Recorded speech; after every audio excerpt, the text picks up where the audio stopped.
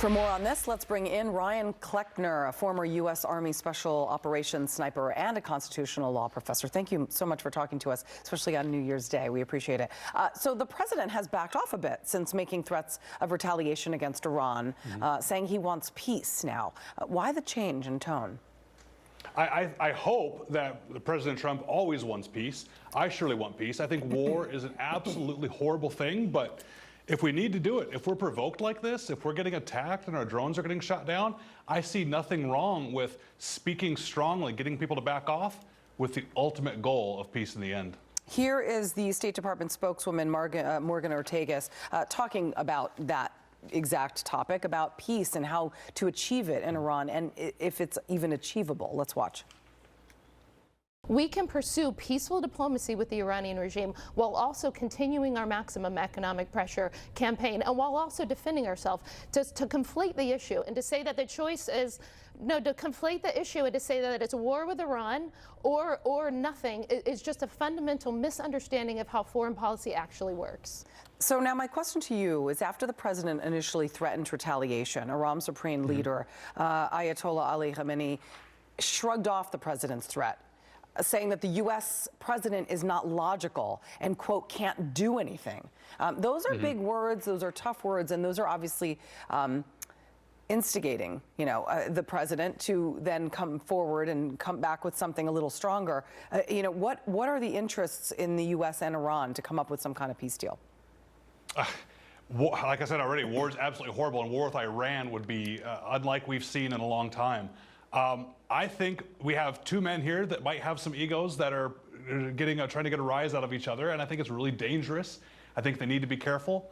I cannot stand by, though, and I don't think we should stand by if we're getting attacks like this on our embassies. We need to be able to retaliate.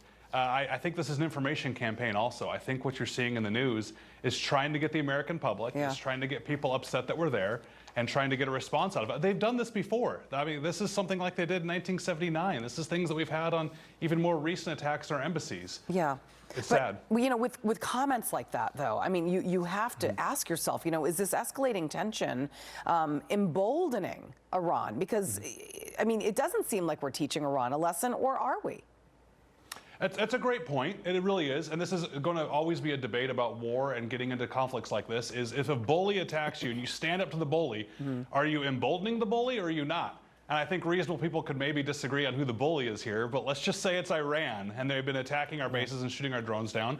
And I hear comments saying like, oh, what America has done is making us unpopular, and that's why we're getting these attacks. No, that's like I said with the bully. If you stand up to the bully, I don't think you should be blamed for standing up to the bully. If they're doing this to us and we retaliate and stick up for ourselves, good for us, but maybe we should stop it there. Is Iran's influence in Iraq growing, and how do we fight that? I think it is. The entire quagmire that is going on in Iraq right now is scary, and there's no one simple solution to it.